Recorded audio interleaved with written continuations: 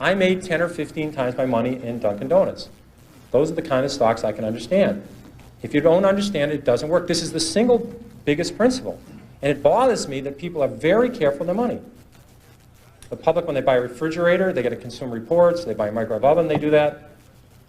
They ask people what's the best kind of radar range, or what kind of car to buy. They do research on apartments. When they go on a trip to Wyoming, they get the Mobile Travel Guide, or California. When they go to Europe, they get the Michelin Travel Guide. People will hear a tip on a bus on some stock, and they'll put half their life savings in it before sunset, and they wonder why they lose money in the stock market. And when they lose money, they blame it on the institutions and program trading. That is garbage. They didn't do any research. They bought a piece of junk. They didn't look at the balance sheet, and that's what you get for it.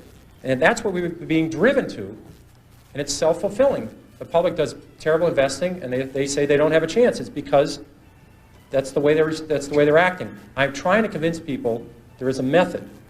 There are reasons for stocks that go up. Coca-Cola, this is very magic. It's a very magic number. Easy to remember.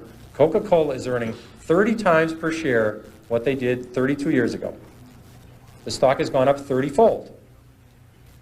Bethlehem Steel is earning less than they did 30 years ago. The stock is half its price of 30 years ago. Stocks are not lottery tickets. There's a company behind every stock. If a company does well, the stock does well. It's not that complicated. People get too carried away. And first of all, they try and predict the stock market. That is a total waste of time. No one can predict the stock market. They try to predict interest rates. I mean, if anybody would predict interest rates right 3 times in a row, they'd be a billionaire.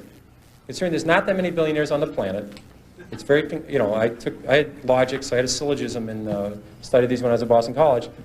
There can't be that many people who can predict interest rates because there'd be lots of billionaires.